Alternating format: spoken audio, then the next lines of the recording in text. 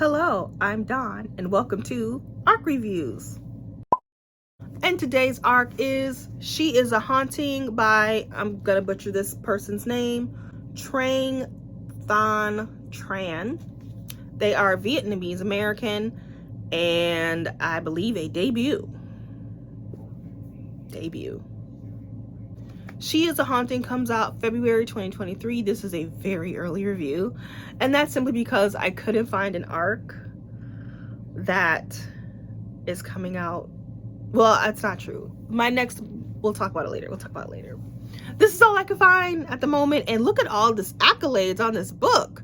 Riveting, exquisitely disturbing, electric, beguiling, intoxicating. Like, I had to read this. I mean, it's calling my name. It's like, Dawn, read it now.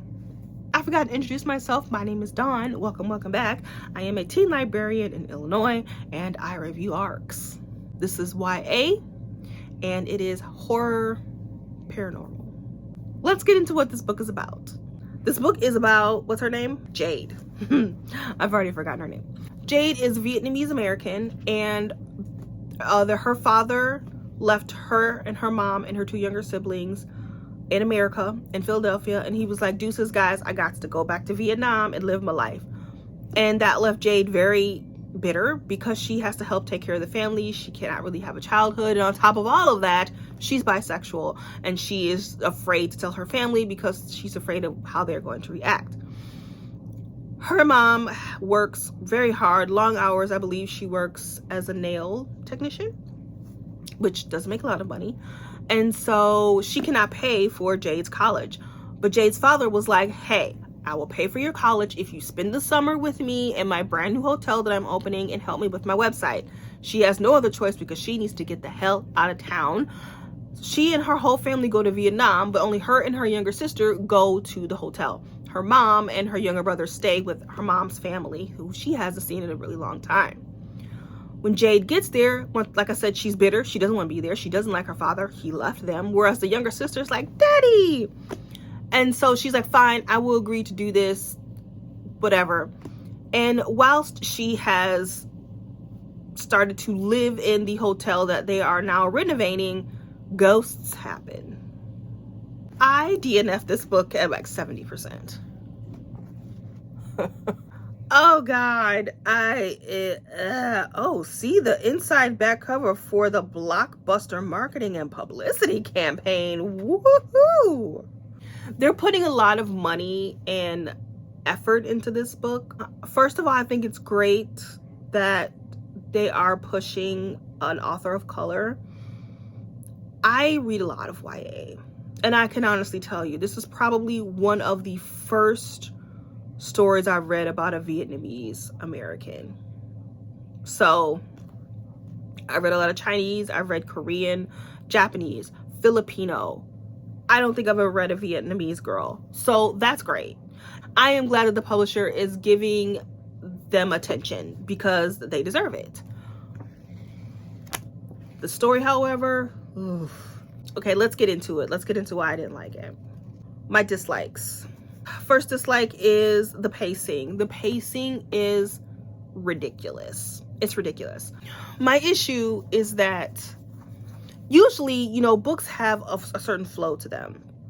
And they don't have to stick to this formula because then it becomes formulaic. But overall, books should have a certain flow to it. And I feel like this book kind of interrupts it a little bit. And so at the beginning of the book, it starts off really well. We have this girl. She's not happy to be there with her father. And he doesn't believe her when she tells him that she sees ghosts. He's just like, whatever, get out of here with that noise. So she decides that she is going to do the haunting herself. Okay, fine.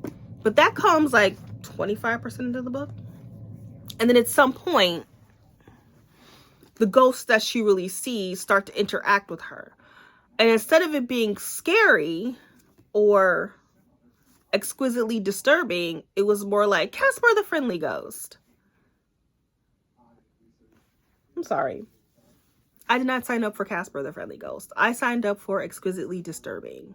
That's what I mean by the pacing. It's like it had a really good start and the middle just kind of what is this middle of this book? It just, and it's not a long book. It's only like 300 pages, 320 pages. It's not long at all. But the pacing got to me, and that's why I just got bored. And I also did not like the friendly ghost. Maybe friendly is not the right word. Helpful. They're helpful ghosts. And their story, okay, I'll get to that. Dislike number 2, the ghosts. So this is a teen book. And I strongly believe that teen books should have teen appeal. I think everybody agrees with me with that. And I don't care what the topic is. I don't care if it is a murder mystery. I don't care if it is a romance. I don't care if it's a fantasy. The issues that the teens are facing in this book should have teen appeal. It should be relatable to a teen. If you are telling me that the ghost in this story is a 30-year-old woman whose husband beats her, and I'm not saying that that's what the ghost is, that is not relatable to a teen. Have the ghost be a teenager whose mom drugs them at night so that she can go out and party with her friends. I don't know, like, make the ghost a teenager. Make the ghost die because something that teens can relate to happened to them. That's what I mean by teen appeal. And sometimes books don't do that, and this book doesn't do that. I did not give a shit about the ghost and why they died and when they died and who killed them. I did not care. And that was the problem. Even if the pacing was bonkers, I could get over it if I cared about the ghost, which I didn't. Another dislike was I felt like the author was a bit of a try-hard. Sometimes you can tell when authors are trying really hard to be deep and insightful. And it doesn't come organically, you can tell. And I could totally tell with this book. This book has poetry in it. And I think it's coming from the perspective of the house, which sounds great. But some of the poetry is just like, we get it. The house is a character and it's trying to do whatever it's going to do to the people living in it. And just even some of the words, it's just a little try hard. And I could tell. And I don't like that kind of writing. Nitpicks. I have a nitpick. So my main character, Jade, not my main character, the main character, Jade, she has told her father that the hotel has ghosts. And he's like, get out of here with that noise. And she's like, heh, he doesn't believe me. I'm going to make him believe me by haunting this house. Okay. First of all, her father is not independently wealthy. He has probably sunk all his money into this hotel. And he has investors, white people, who are expecting this fabulous hotel that looked like Vietnam in the 50s when the colonizers took over. I don't know if that date is right because I don't know history, but you know what I'm trying to say. Colonizers. And he don't want to hear that this hotel that he has sunk all his money in is haunted. Girl, he don't want to hear that. It's not that he doesn't believe you. It's that he doesn't want to believe it in general, because then that means he's going to lose his investment. He's going to lose his money. And you're not going to get money to go to college. So the fact that she's supposedly smart and she can't figure out that her father may possibly don't want to hear that the house is haunted, because then that loses business for him. She can't figure that out. Okay, dum-dum. Girl, no. That's a nitpick, though. It didn't, like, make me lower my rating or anything. It was just really annoying. This one is a like and a dislike. So let me get into likes. There's really no category for this, but likes. So our main character, Jade, when she gets to the house, she starts to suffer from sleep paralysis. Not a lot of books talk about sleep paralysis. I don't think I've ever read a book. And I read a lot of YA, so maybe that's why. They don't really talk about sleep paralysis, even though that usually happens in kids and teens. And it kind of goes away when you're an adult. And she kind of talks about it in the book where she's like, you know, she describes it, and I'll get into that in a second. She describes it and everything. But And that's the like. The like is that it's in the book and it's given a name and everything. Great. Because I think a lot of teens probably do have it and they don't know what it is and they just kind of suffer. That would be me. I had sleep paralysis when I was probably from the age of 8 to 18 when I went to college. And if you do not know what it is, sleep paralysis basically means that when a normal person who is able-bodied wakes up, their brain is like, time to wake up. Okay, legs, move. Okay, arms, move. Get out of the bed, start your day. But when you have sleep paralysis, your brain says, okay, wake up, open your eyes, open your eyes. It kind of forgets to tell your legs and the rest of your body to move. And that's literally what happens. And so you are paralyzed. And all you can do is breathe and blink. You cannot move your head. You cannot move your body. You can't move. You are literally paralyzed. It is terrifying. I had it, like I said, for 10 years. Probably once a week for 10 years. And I did not know what it was. I thought I was just having a reoccurring nightmare. But for 10 years, I thought someone was coming to kill me. And it stemmed from something that happened when I was a kid. It was very traumatizing. I'm not going to talk about it. But it stemmed from that, from not having control, not being able to control the bad thing that's happening to people that you love. And the sleep paralysis, you've lost all control. You hear things, you think you're hearing things. I would think that I was hearing footsteps coming to get me. Like, it was horrible. It is a horrible experience. I actually got it again as an adult, maybe like 10 years ago or so. And I was asleep and I woke up, I was on my back and I woke up and I thought that I was being sexually assaulted because it felt like a weight was on me. It felt like someone was laying on me. It was the most terrifying thing I've ever experienced in my life. And after a couple of seconds, I realized, no, Dawn, you're experiencing sleep paralysis. And usually what happens is you just kind of calm down after you realize what's happening. You calm down, and after about 15 to 30 seconds, it goes away and you can move your body and everything's fine. But for those 10 seconds, it is the most terrifying thing you will ever experience. And she doesn't really capture that in this book as much as I would have liked her to. She just, at some point, she's just like, oh, I got the sleep paralysis again. She's in a haunted house with actual ghosts that she can see, and they're creepy. And she's just like, oh, got the sleep paralysis again. She doesn't take the opportunity to, like, have, as she's experiencing sleep paralysis, where she can see, you can open your eyes, you can see things around you. The perfect example of sleep paralysis, if you've seen the movie, the TV show, the Netflix show, The House on Haunted Hill, what's it called? The Haunting of Hill House. The Haunting of Hill House. And in season 1, where the main character has it, something bad happens. That's what that's like. You can see, you are aware of everything that's happening, but you cannot move and you cannot do anything. She missed, the author missed a perfect opportunity to have the ghost, like, come to her and, like, touch her or do something to her while she can't move. Instead, it was more like, and maybe that happened towards the end of the book where I didn't get to, maybe I'm wrong. But the 70% that I read, she kind of heard noises, she got a little scared, but after she realized what was happening to her, she was just like, oh, got sleep paralysis again. That never happened to me. I had sleep paralysis for 10 fucking years, and it was terrifying every time. It was never, oops, got the old sleepsies again. No, it was never, it's terrifying every time. So I just think that she didn't capture that well. I like that shit in there. Wait. If I keep saying she, I'm sorry. It's they, her pronoun.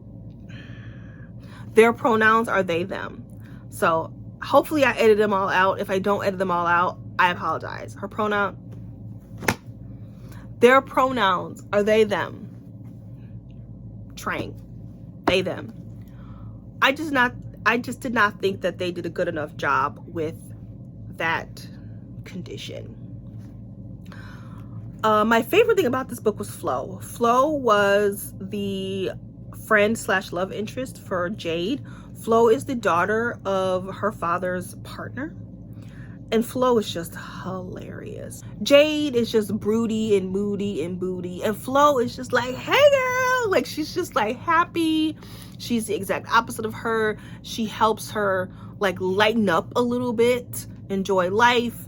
And I liked Flo. She was great. There were some moments between Jade and her father that I liked a lot. And once again, you don't really see a lot of father-daughter relationships in YA. It's mostly mother-daughter, if that. And I like reading about father-daughter relationships because I did have one. But this book does it really well, and the pacing of it is done really well, because she comes into the book and she's like, I hate you for leaving my family. But then they have these moments where they kind of remember the good days, and then they remember the bad days, and then she kind of like forgives him and is like, not forgives him, but there are moments where she like kind of smiles, and then she hates him again, and then he explains why he left, and then that's an interesting conversation. So I really liked the relationship between her and her father. I like the idea that the house is a character. Like I said, there was poetry where it was from the perspective of the house.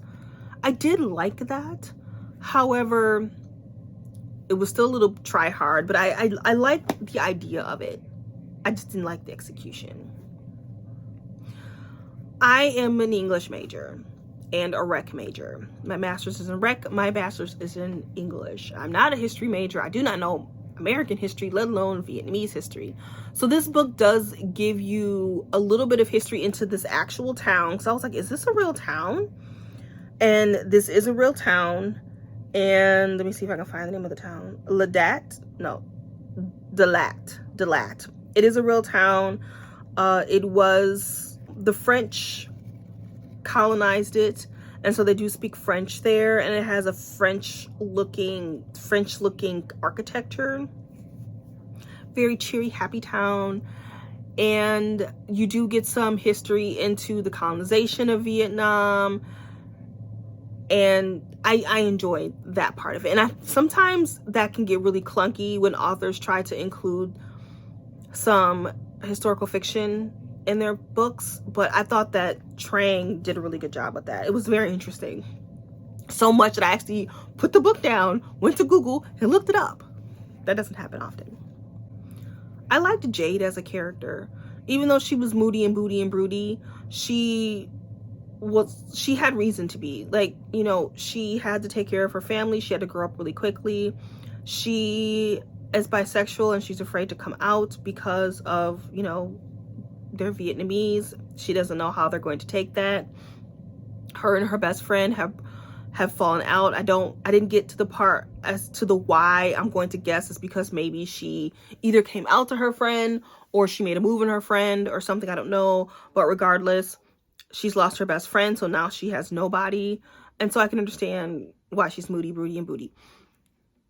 And she had some really interesting things to say just about being a girl who's Vietnamese, but I don't think she's ever been to Vietnam. And so she feels out of place in her home country where her people are from, and she feels out of place in America. Like, she doesn't know where to fit in. She doesn't want to be there, yet she does want to be there. She feels guilty because her mother has not been able to go back to Vietnam to be with all of her family, and she feels a little responsible for that. And she's just like, oh God, my mom gets to see her family. I'm so envious that she has all these people that look like her and talk like her, and she knows the language, and Jade doesn't know the language. And so I do like that part of it. Like, this book has a lot of good things about it. It does. I just couldn't take the pacing. It was boring. But I didn't care about the ghosts. And this is all about ghosts. It's got haunting in the title, and I didn't care about it. I didn't care about the title, the thing that's in the title. And maybe if I was listening to it, I probably would have been able to like power through. But having to sit and read it, I found myself skipping whole pages, and that usually means that it's time to let it go. It's time to let it go. I do, however, recommend it. I recommend the book because for all the likes that I had, I recommend it for all of those likes. If you are okay with helpful ghosts, I do think you will like it. I don't think this book is scary, but I'm not the best person to gauge scary because I have a very high tolerance for horror. And so this was not scary to me at all. But if you don't like horror, then it might be a little creepy for you, a little creepy for me. But so it's atmospheric, very atmospheric. But the pacing but I do recommend it. I do. I don't know if I would call it electric and beguiling or the best YA horror I've ever read. I don't think I can say that. But it's enough. I'm not going to do a spoiler because I don't know what happened. I didn't finish the book. However, thank you for joining me. But join me next time in ARC Reviews. And I do know which ARC I'm going to do. It is 9 Liars by Maureen Johnson. And it is book 5. I think it's 5. 5 in the Truly Devious series. That will be my next ARC. Until then, I will catch you in the next ARC review. Bye-bye.